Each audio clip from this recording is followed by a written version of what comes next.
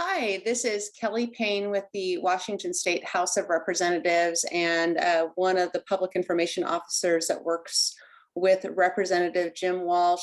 I'm really sorry to disappoint everybody who is attending this live webinar, but we're having some technical difficulties today and Representative Walsh is not going to be able to join us. We're going to be rescheduling.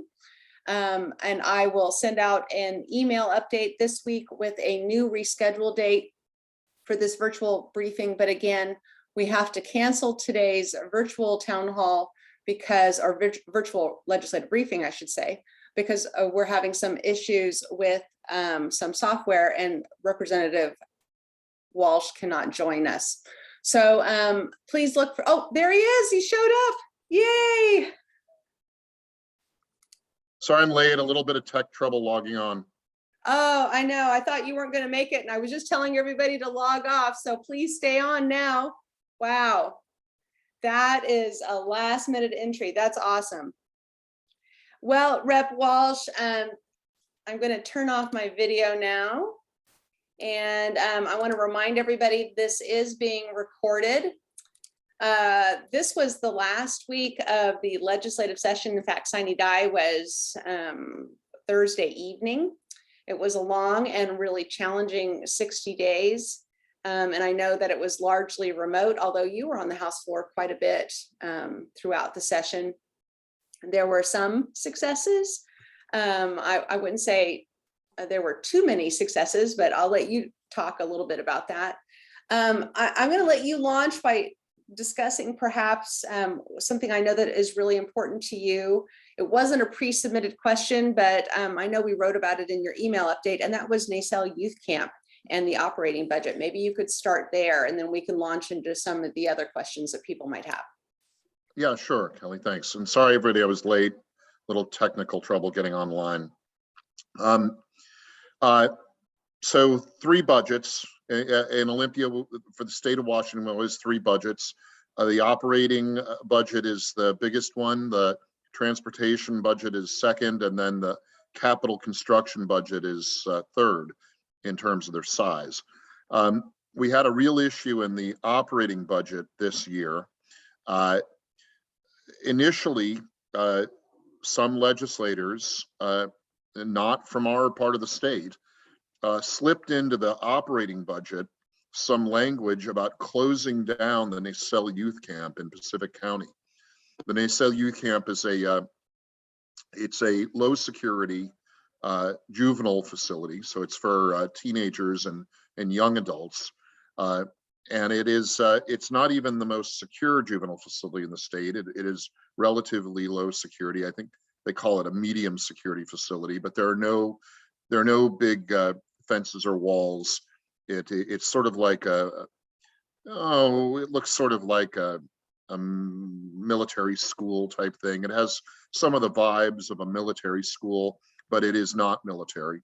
It is a correctional facility. It's a juvenile hall, but it's for the kids that, in the opinion of the JRA, which is the agency that runs juvenile facilities, are not the hardest offenders. They're kids usually who've done something wrong.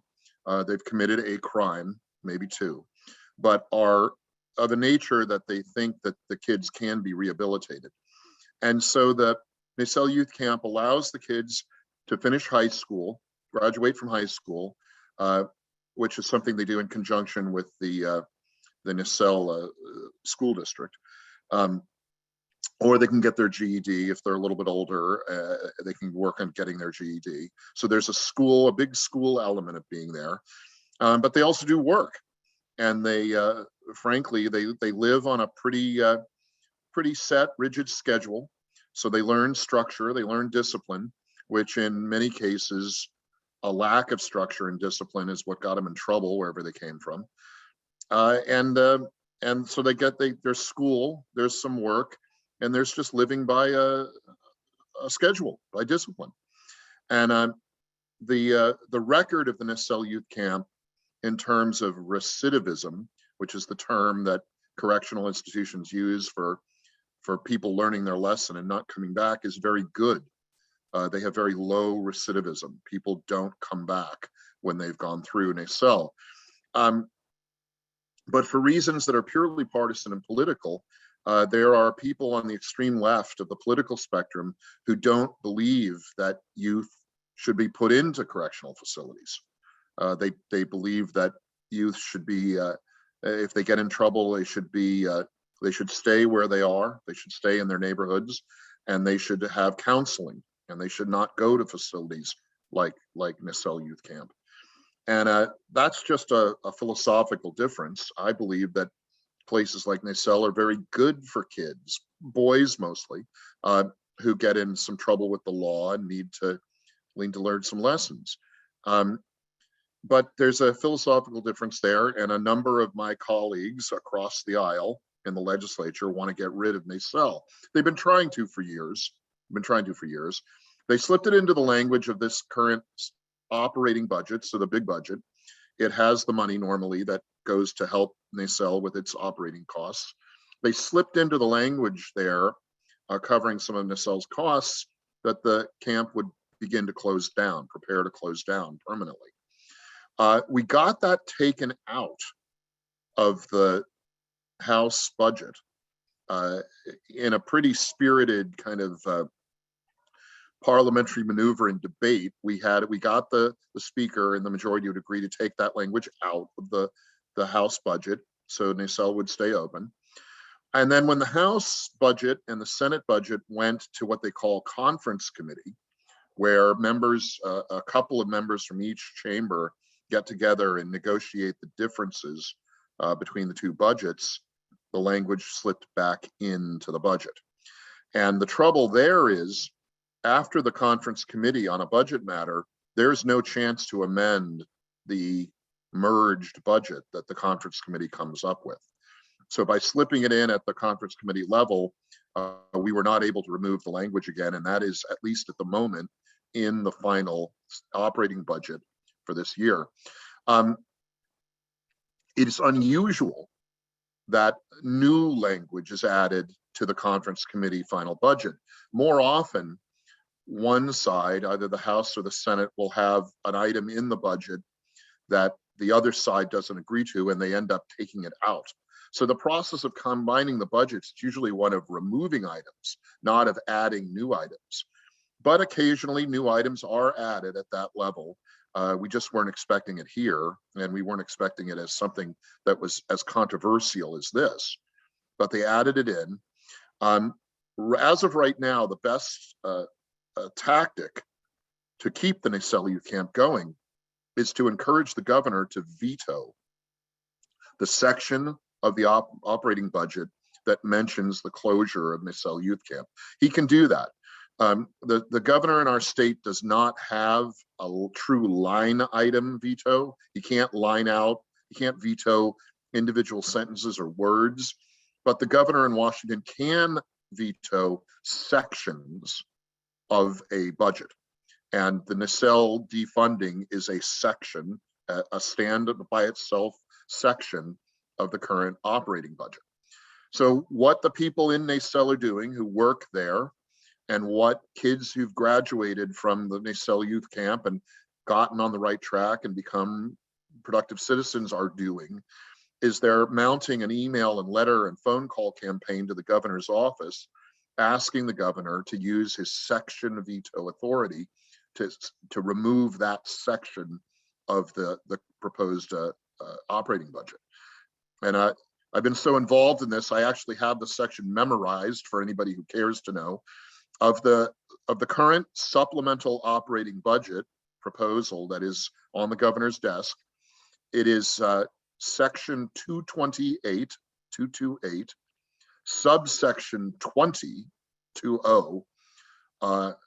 on that operating supplemental operating budget. And the governor is in his rights under our Constitution and law to veto a subsection or section of a budget. So he can just put a red line through section 228 subsection 20, and the language about closing down Nacelle Youth Camp will go away. I hope he does that. My concern is on that philosophical divide, the governor may be more on the side of the people who believe that youth should not be in any kind of institution, they should stay at home and talk to counselors instead of going to the juvenile hall. So this is an issue. It's ongoing right now. The people who work at the camp are very upset with how this has all gone. They're accustomed to the governor and to some of the more liberal members of the legislature talking about cutting their funds.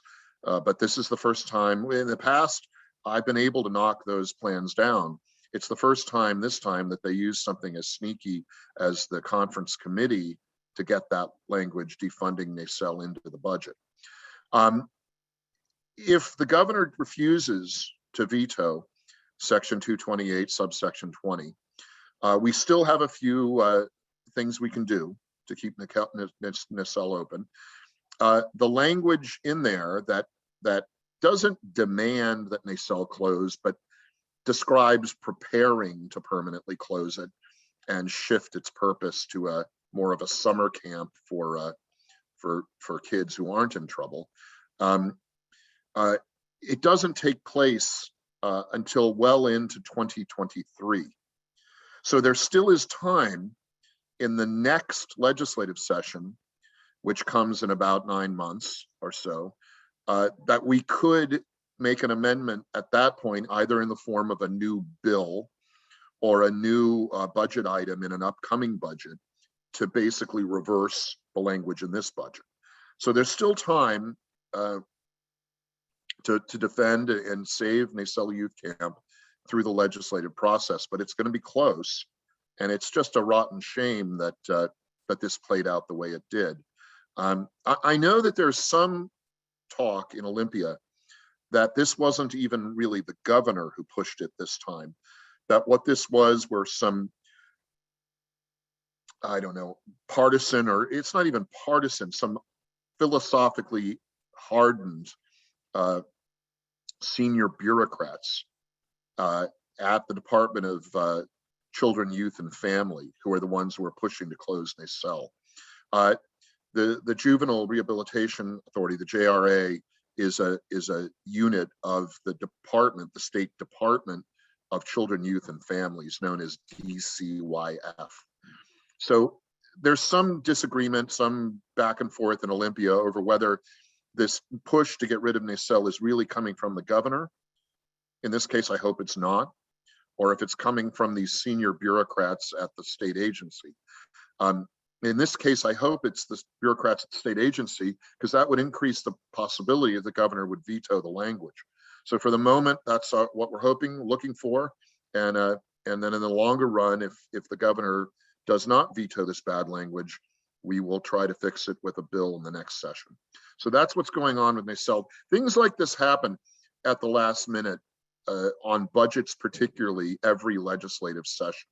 So even though this is one that really hits close to home for the 19th district, stuff like this happens every year, right at the end of the session, particularly with items that are either slipped into the budget or slipped out of the budgets. And it really is just part of life in Olympia. And it's there's some trickiness. There's some manipulations that happen in the last hours of the session, particularly with budget items. So that, unfortunately, this one involves NACEL. How likely do you think it will be that the governor will veto this, and how much time does he have before he needs to act? Well, I haven't checked. I wasn't sure whether he was going to sign the budgets today. He may wait till Monday to do it. He has a few days to review. So it's not as to what the chances are that he'll veto. That's up to the people in Pacific County who are putting the pressure on him. And we are too. But really, I'm hoping that the grassroots pressure persuades him to do this. I don't know what if I were making book, I would say it's probably a 50-50 shot, or a little longer, that he will do the right thing and strike out that bad language. That wasn't the only objection that you had on the operating budget. I know that despite the fact that this was the largest supplemental operating budget in state history, there were a lot of parts of this budget that you were not in agreement with, especially the fact that there's no meaningful tax relief. Can you share a little bit about that? Yeah, absolutely. And that is the biggest problem with this budget. So we're running, as most of the people on this call probably know, we are running surplus in Olympia right now. So at the state government level, we are currently taking in more tax revenue than we need to cover the budgets as we've written them. So we're in the surplus. We track the surplus or a deficit, if there is a deficit. We track these budget trends on a couple of time frames. We do a kind of near term, and then a midterm, and then a long term. And so you may hear different numbers on how big the surplus is. The near term number is about $1.5 billion above projected tax receipts, and $1.5 billion above what we had budgeted for spending. If you look at the long-term prospect, and you may have heard this number instead, the number is much bigger. It's something more like $14 or $15 billion. But that's a longer projection that goes out a number of years. What we know is, in terms of cash on hand, or close to that in Olympia, the surplus is running about $1.5 billion. You've heard people say that when the budget's in surplus like this, when we're collecting more money than we need, we ought to do some form of a tax rebate or tax relief for the people who are paying the taxes. And I completely agree with that. Down in Oregon, they have a mechanism in place where when they get a surplus in their budget, they can literally do a rebate. Every taxpayer gets a check from the state in the amount roughly of what the surplus was, that person's share of it. In Washington, we don't have that mechanism in place. So doing a true rebate is more difficult, and there are constitutional issues and other issues with it at the state level. So instead of a rebate, what I and a couple of the other more fiscal conservatives had recommended was just reducing the existing tax rates. My preference would be to reduce it on property taxes, lower the state's portion of property taxes. And I drafted a couple of bills and promoted and filed them that did it in a couple of different ways. One did a 1-year property tax holiday, where the state's portion of property taxes would go to zero for 1 year. Another was a longer term one, and I actually like the second one better, that just lowered it by about a third, between a quarter and a third, but permanently. So that reduction in property taxes wouldn't be just a 1-year thing. It would be, until a future legislature undid it, but it would be permanent as anything gets in this state. So, and there were a couple of others, I should say, other legislators.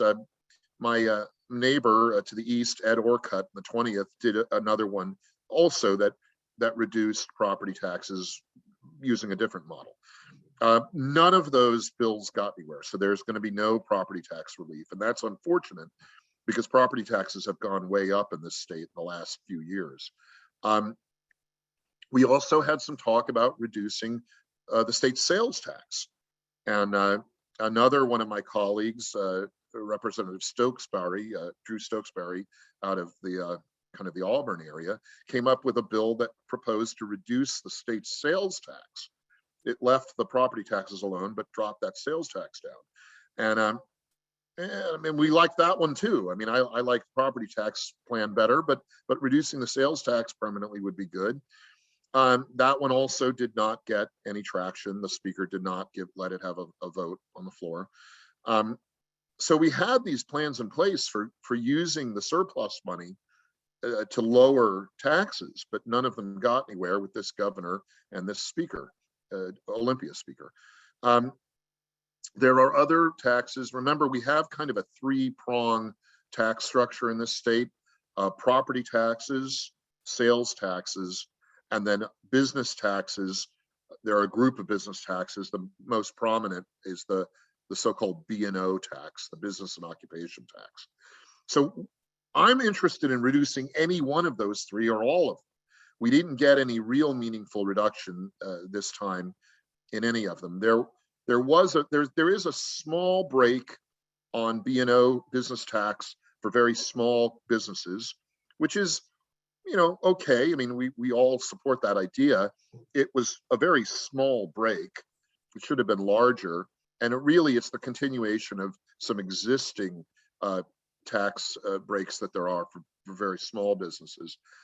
So that continued. There was talk of a 3-day sales tax holiday where the state sales tax would go to zero, and it was going to be timed in the late summer, early fall, basically a kind of back to school timing, where for 3 days you wouldn't pay any sales tax on things you bought in the state of Washington. That got killed in that conference committee back and forth between the House and the Senate in Olympia. That died, that 3-day sales tax. So there will be no sales tax break of any sort.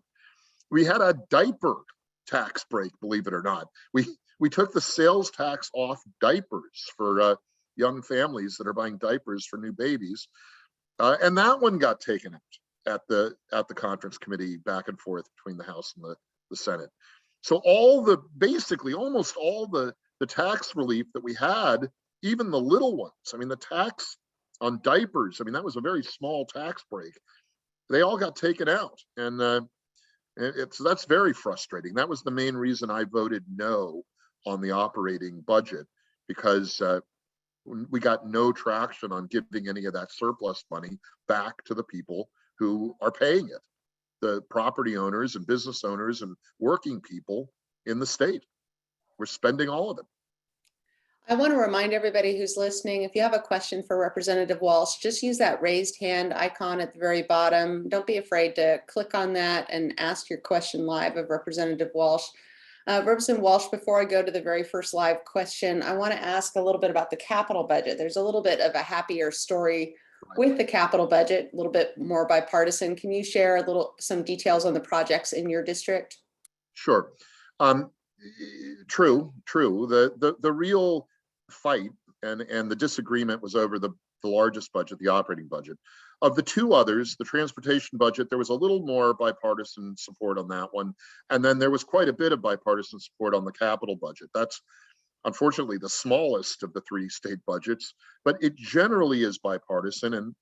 And this year it was either unanimous or nearly unanimous in support on the capital budget. So although it's the smallest, it's generally the most bipartisan and best negotiated with all sides involved. My district, our area, the 19th legislative district, got quite a few good projects funded in that capital budget. And remember, the capital budget is infrastructure projects. I mean, they're capital assets. If any of you work in the private sector, the capital assets are hard assets. So buildings and in the case of the government, expansion of like water and sewer systems, some road and sidewalk type projects. So these are hard assets that you can touch. Those are the things, the projects paid by the capital budget. And we got quite a few good projects funded. We're getting a couple of projects, particularly in Pacific County, a smaller county in my district, which doesn't usually get a lot of attention in these budgets, has a couple of good projects funded. A veterans home, a veterans living facility that will go in the city of Raymond, as well as some other kind of housing, basically low-income housing type projects in the Pacific County area. And those are projects where the state doesn't pay the whole ticket. There's generally local money raised, sometimes private nonprofit type money raised, and then the state's portion is usually kind of the last dollars. So it's sort of like matching money, and it's the last dollars into a project after other money has been raised locally. The state comes in and adds the final amount of money that's necessary to get the project going, and that was the case there. Also, a couple of good needed projects in in kind of the Longview Kelso area. We've been doing a lot of work in Kelso on the Tam O'Shannon Park, which is a public park there with a baseball field, particularly around the parking lot, which frankly was in kind of rough shape, redoing that parking lot. This time, that was actually a year ago. This time, we did similar with a couple of public parks and public restroom facilities in the city of Longview. We got money to finish those, and the senior center there in Kelso Longview was in kind of rough shape. It needed some repairs to the roof, particularly. So we got some money from the state to do that roof repair. But all of the capital budget items are things like that. It's redoing a parking lot and putting the drain system in.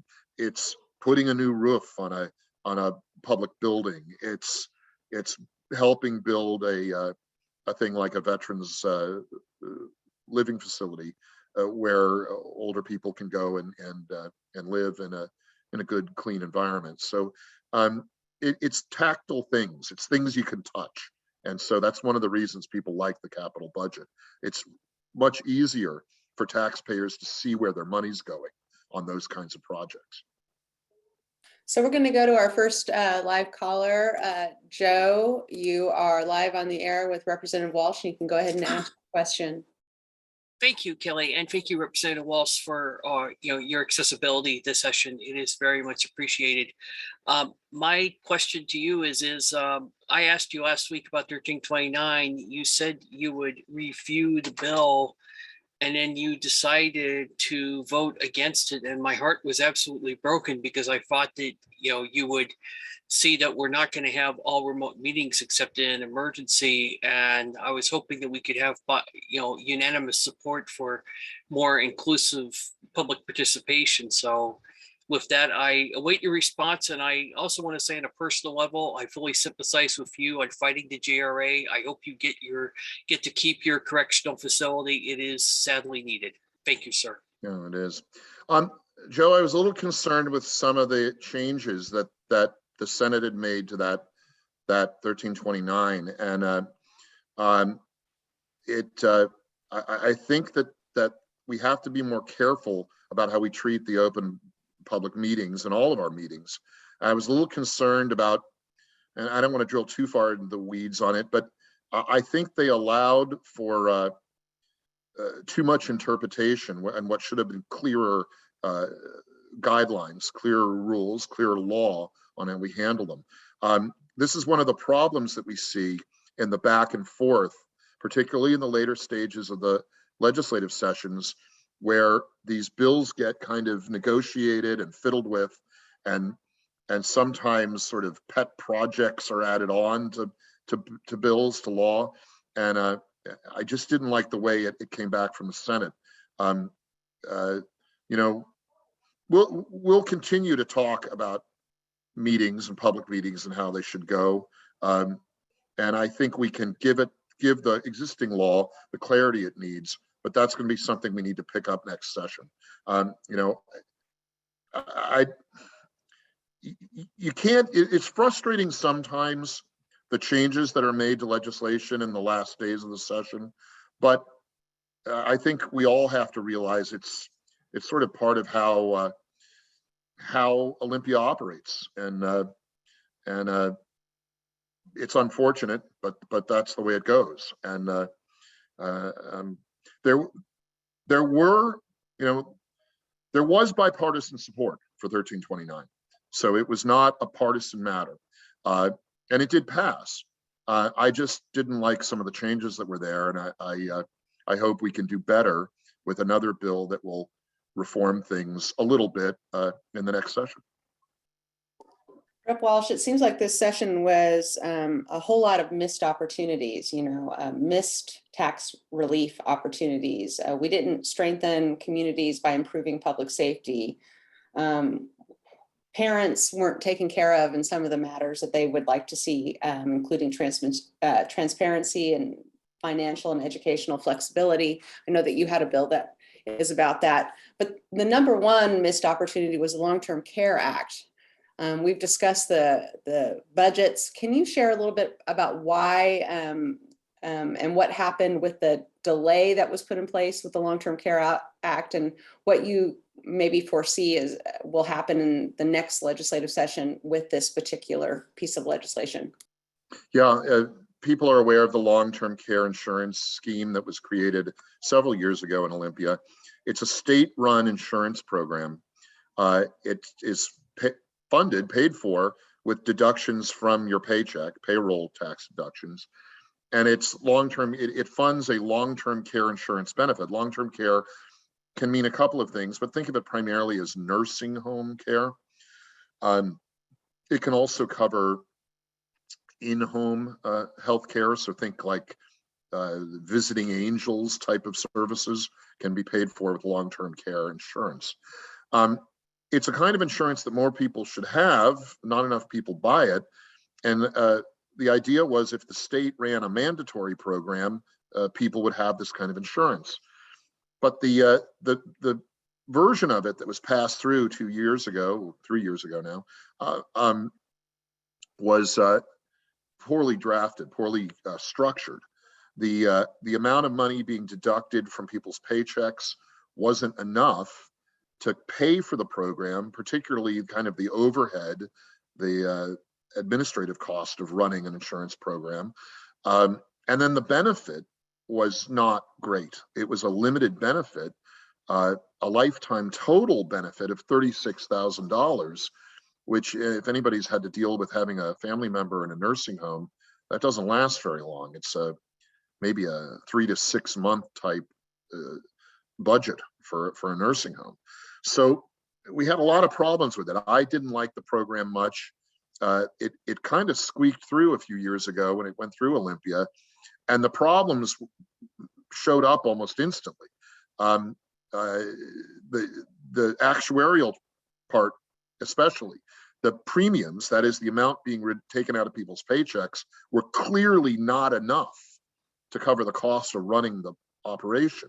And they were going to have to, the state was going to have to increase the deductions out of people's paychecks, and nobody was happy doing that.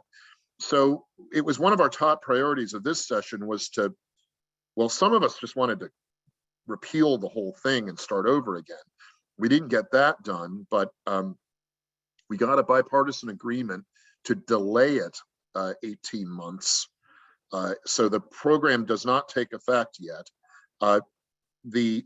Some of the deductions from people's paychecks started just for like a paycheck cycle or two in early January, but those have stopped for now. And people who had the money deducted from their paychecks should have gotten it returned to them in a little bump in a paycheck after that. And then there won't be any deductions made for 18 months, which takes us through next year and the next legislative session, where we're going to try to fix what's broken in this insurance operation. And if we can't fix it, just repeal it and start over again from scratch. There's no doubt that people should have some form of long-term care insurance, but I'm not sure that the state is the best entity to run an insurance program like that. It seems like whatever the state thinks it's going to need to spend on the insurance plan, it's not enough, and they're constantly raising the amounts they think they need to charge for it. So we'll see how that goes. We'll either have to restructure the long-term care scheme substantially, or we're going to have to repeal it next session. All right, we're going to go to another live question. Laura, you're on the air live with Representative Walsh. You can go ahead and ask your question. Hello, Representative Walsh. Thank you for taking my question. Sure. My question is about civic engagement and the Open Public Meetings Act. I'm hoping that cities, state, and county agencies will return to in-person meetings, or ideally a mix of both Zoom and in-person meetings, so that we can return to that kind of civic engagement now that the climate has shifted, now that COVID is endemic and the indoor mask mandate has been lifted. I called the governor's office, and because the Board of Health said they wouldn't be returning to in-person meetings until they received guidance from the Department of Health or the governor. And the governor's office pretty much said that they have no intention of issuing guidance about in-person meetings. that it was up to individual agencies. Could you speak about how our state might return to having in-person meetings and how we might move forward the agenda or the need for the governor to issue that in-person meeting guidance? Sure, Laura, that's a great question. Let's unpack it a little bit, back up a little bit on it. We are at the place, as you mentioned, where the COVID risk to the general population has become endemic, not pandemic. And that's a, scientific term, technical term, but basically what we have now with COVID is it's a risk to people's health, and the same way that influenza is a risk, or other communicable diseases are risks, to be sure. But I think it is, while it's, it's somewhat simplified, oversimplified, that people say that COVID is just the flu. It's not. It's a little different than the flu, and for some people way more deadly than the flu. But I think it's going to be like the flu in this way. It will come up periodically. We will from time to time see numbers of COVID cases and hospitalizations and even deaths will come up. They will rise a little bit, then they will fall. I don't think it'll ever be like it was at the beginning of the outbreaks a few years ago again. But we'll have to wait and see. But what we do know is we're at that place where we are having to deal with this as a more chronic issue than an urgent issue. And so we need to be back to our normal dealings as quickly as we can be. And this applies certainly to public meetings as well as anything.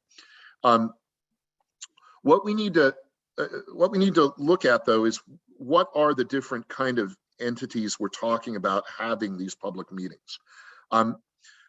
You mentioned the State Board of Health, and that is a point of interest for a lot of people right now, because the State Board of Health is continuing to at least consider this idea of adding COVID shots to the required immunizations for young kids to go to public school in Washington. They have not done that yet, but they are kind of chewing on it, flirting with it, whatever you want to say, considering it. Their technical advisory group ended up recommending that they not add it to the list of required inoculations, but the State Board of Health is continuing to kind of look at it and think about it. And those meetings have been held in what is, in my opinion, a very poor way, with limited public access, no true in-person public access, but access sort of as we're talking here by Zoom and similar online platforms.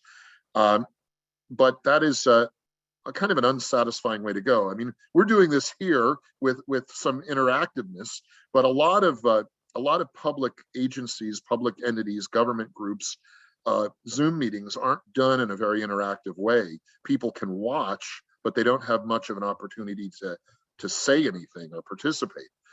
And so these meetings on Zoom or similar technology, they're good in a pinch, but they're not ideal. And I think public meetings, especially on controversial issues like inoculations and vaccination requirements, should be open to the public in person.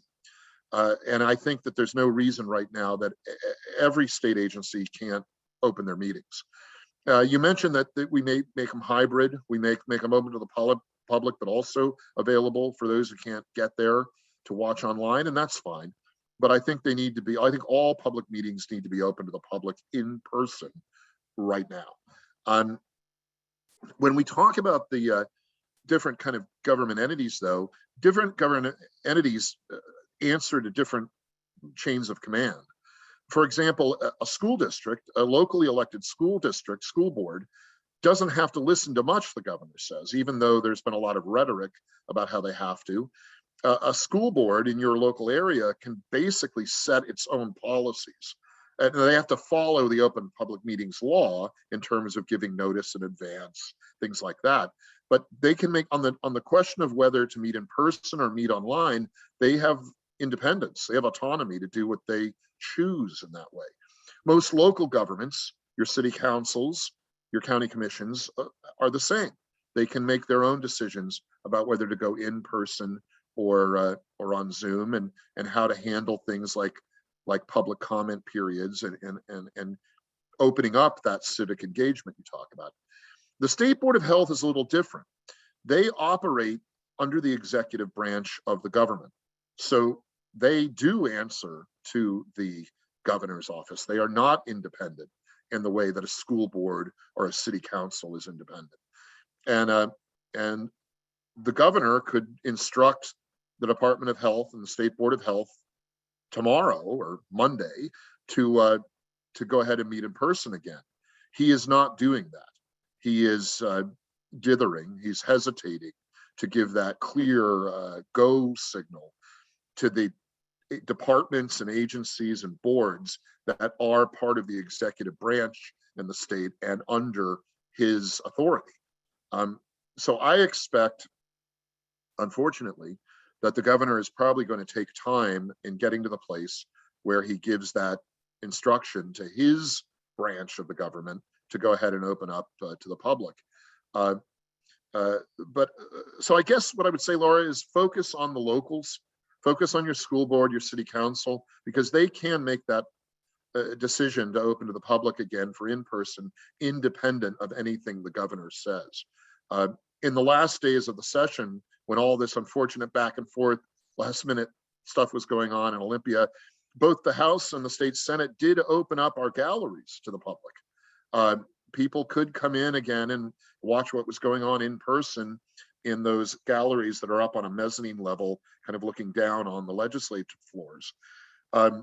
It didn't get publicized very well, but we did open to the public in the last days of the session, which I was glad to see. But then again, we're the legislature, we're independent of the governor and can make our own decisions and should do that more often, I would say. Representative Walsh, another missed opportunity this session that we haven't discussed on a legislative briefing recently is public safety. And I know that 5919 did not pass. House Bill 1788 also did not pass. Can you share a little bit about why these bills were needed and why they weren't approved? Yeah, I've gotten a ton of written questions about that too. These were the reform to the anti-cop bills from the last year or two. They were part of that group. We got a number of the reforms, the fixes to the anti-cop bills through, particularly the ones having to do with the use of force. We got much better clarity on when a frontline law enforcement officer can use physical force, can lay hands on someone and return to them more discretion and the ability to follow their training to do that when there's a situation that's about to turn violent, certainly a situation that is violent, but even a situation that isn't quite violent yet, but is going to get violent, they can use physical restraint. For someone who's having like a bad drug trip or a mental health crisis and they're out on the streets or the sidewalks, we return the ability of the police to use some physical force to detain that person and put them in a squad car or even just make them go sit down until they calm down. So that was that was part of what we wanted. We thought we had an agreement on the other main piece that needed repair, which was the matter of pursuit, that is chases. When can a frontline law enforcement officer chase a suspect or a criminal, either on foot or in a car, in a vehicle? And we thought we had it. The two bills you mentioned, the Senate version was bill number 5919. The House version was bill number 1788. The House bill was a little better than the Senate bill, but they were similar. The Senate bill actually got through the Senate, came to the House, got through the House. The House amended it slightly, so it went back to the Senate for what they called a concurrence vote. That's one of these last hours type deals. And there it got hung up. The state Senate did not vote to concur with the House amendments to their bill. And so that bill, that 5919 you mentioned, which would have allowed law enforcement officers to pursue, to give chase on the basis of reasonable suspicion, which has traditionally been the basis for giving chase, return it to that standard, which is something we really wanted and we thought we got because it went through both chambers. It ended up dying the last day of the session, and that's because the leader of the majority caucus in the state Senate, a state senator by the name of Andy Billig out of the Spokane area, decided that it was going to die. He wasn't going to pass it through. And I think that's a terrible decision. It had bipartisan support, and it was really unfortunate. So for at least another 9 months or so, we're going to be in a situation where, although police can do a little bit more with using force to de-escalate violence, they still can't chase very effectively. And you're going to continue to hear stories where there was a suspect in a stolen vehicle or had done a home break-in or something and was fleeing, and because the local police didn't have enough evidence to pursue, to chase, they don't chase, and the suspect gets away. We're already hearing these stories, and I think we're going to hear more, unfortunately, through this coming summer and fall. But this is going to be, I mean, this may be our top priority when we get back for our next session, to get that ability for the law enforcement to pursue on the basis of reasonable suspicion back in the books. We need that very much. Our streets are literally going to be less safe because this senator decided to play politics with a bipartisan bill on the last day. It was very bad. Representative Walsh, we only have a few more minutes left in our hour-long legislative briefing. And I was hoping you could give us just kind of a wrap up of what you see as some of the biggest losses and some of the biggest wins this session. But before we do that, could you share with people a little bit about your schedule? I think people don't understand that part-time legislature doesn't mean that you're only working part-time. You'll also be working when we're not in session. So maybe how people can contact you or get in touch with you if they have questions or concerns. Oh, sure. I mean, we're part-time legislature, only that we're in session part-time. Those of us who are in the jobs, we're working all year round. What we'll do in the next few months is work on bills, develop bills, and develop budget provisos, budget pieces that we would have ready to go when we come back into session in about 9 months. So we're working all the time, and you can reach me all the time, permanently. The phone number of my office in Olympia is 360-786-7806. And if somebody doesn't pick up the phone, you can always leave a voicemail there. You can reach me by email, and it's pretty simple. It's my name, jim.walsh, W-A-L-S-H, at ledge, L-E-G, .wa, W-A, .gov, G-O-V. So jim.walsh at ledge.wa.gov. And then I also have an official website, which is, you can reach me, contact me through that as well. And that's pretty easy to remember. It's the word representativejimwalsh.com. And Representative Jim Walsh, in that case, is one long word, and then .com. So you can reach me through any of those ways. And increasingly anymore, the way that I and most legislators hear from people is by email. That has become really the main way we communicate. But you can also call the office if you prefer. So I mentioned some of the wins and some of the losses this session. I'm looking at a list right now of some good House Republican bills that didn't pass. I know you had several bills that did not pass this session that were really good, sound public policy. But the Real Transportation Act, the Working Families Tax Credit, you mentioned property taxes, law enforcement reforms that needed to pass this session.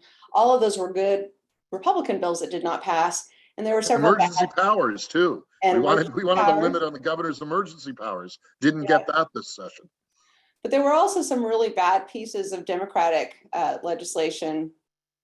And I know that you argued on the House floor for against several of these, including the one that would require more nursing staff and puts a burden on especially rural clinics and health clinics. We have the all electric in public facility design and natural gas, House Bill 1280, public investment impact disclosure on the voters pamphlet, the voters ballot, House Bill 1876, the Growth Management Act, Senate Bill 5042. So I feel like it's a really big loaded question to say to you, what are some of the good and some of the bad? We could be here for the next several hours talking about the bad bills. But if you were going to have your top one or two good, top one or two bad, what would they be? Well, we did get one or two of the bills that returned to law enforcement that ability to use reasonable force to de-escalate. So that was pretty good. We got an interesting bill through that really, it's more of an inside baseball type thing, but it requires a couple of different government levels, local and state, to communicate about potential risks to blackouts, risks to the PUDs and the utilities, electrical utilities, that if any of this sort of green energy policy that the governor likes so well would interfere with the reliable delivery of electrical power, these agencies have to kind of put up a red flag and identify that something the government's doing might affect energy delivery, electrical energy delivery, and create brownouts or blackouts. We've seen in other states, particularly down south in California, that these rolling brownouts and blackouts have become almost a fact of life down there because of the way they've screwed up their electrical system. So this bill would require government, at least one government agency, to talk to another if such a situation was developing here in Washington. Now, I don't want anybody to get too upset. We don't think this is happening yet, but if in case it does, this policy would require kind of it to get identified and hopefully prevent the blackouts or brownouts from happening. So that was a good one. I'm afraid that it was mostly a defensive session. So we were more focused on trying to knock down bad bills that were being proposed. A number of bad gun control bills, about a dozen were proposed. 3 of them got through. House Bill 1630, House Bill 1705, and most controversially, Senate Bill 5078. And that 5078 is the magazine ban, standard capacity magazine ban for semi-automatic rifles or pistols. Very controversial. It did get through, and we fought like heck on it, and couldn't, it still passed. And that one may end up getting overturned by the U.S. Supreme Court. There's a lawsuit at the federal level on the same topic that's working its way up to the U.S. Supreme Court in D.C. So the Supreme Court there may overturn the whole thing. We were more successful in fighting some other bad bills. There was an ergonomic standard bill, and the people of the state of Washington, by an initiative a number of years ago, basically rejected an ergonomic standard in our labor law here. And at the federal level, when the Occupational Safety and Health Administration, OSHA, started to look at doing an ergonomic standard, and this has to do with like repetitive motion, carpal tunnel syndrome, things like that. Federal OSHA couldn't get there. They couldn't figure out how to do it legally and effectively, and abandoned the effort. There was a bill here put forward by some of the more progressive members that was going to try to start an ergonomic standard in Washington, and we were able to defeat that. It didn't get through this House and the Senate. There was a really bad series of bills. They sort of Frankenstein a couple of bills into one number. It went by the number 1099, House Bill 1099. But really, it was, like I say, it was a sort of Frankenstein stitching of 3 different bills together that would have added, you would have to do climate change impact statements on Growth Management Act comprehensive plans for counties. It would have added a whole bunch of red tape. Now we're calling them green tape onto building anything, building a home or building an apartment building or a business facility anywhere in the state, or most places in the state.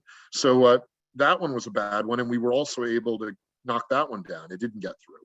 So we had some wins, but they were mostly kind of defensive wins. We got a couple of good bills passed, but not enough. And we're going to come back in the next session with a full menu of bills that didn't quite get through, finishing the work, repairing the anti-cop bills, putting at some point some reasonable limits on governor's emergency powers, and the final either fix or repeal of that long-term care tax. All of these things did not get finished this session, and we're going to have to get to them right away when we come back into Olympia again in about 9 months. Oh, Representative Walsh, we're at the end of our hour. I want to thank everybody who was here for this legislative briefing. I know that you're going to be very busy continuing to work on issues that are a priority after session has concluded. And I want to thank our attendees for coming here tonight. Again, if you would like to reach Representative Jim Walsh, you can do so by going to his website. That's representativejimwalsh.com. And you can also reach him by email at jim.walsh@leg.wa.gov. Representative Walsh, again, thank you. It was very informative legislative briefing, and you have a wonderful evening, and everybody else. And thanks everybody for being here, and we'll see next session. We'll try to keep this going next session, these weekly updates, so you know what's going on. I could go on and on. Just as we were talking, it occurs to me, we had a couple more bad bills we knocked down. There was a prejudgment interest bill that would have been bad for school districts and local governments. There was a so-called data privacy bill that didn't really protect anybody's data, but gave the state attorney general a lot more power. And we were able to knock those down too. So just as we're preparing the good bills for next session, I'm sure there are going to be some more bad bills that we need to play defense on, but we're going to try to balance that out, so we're getting the good ones as much or more than we're stopping the bad ones. So thanks everybody for being here, and I look forward to seeing you soon.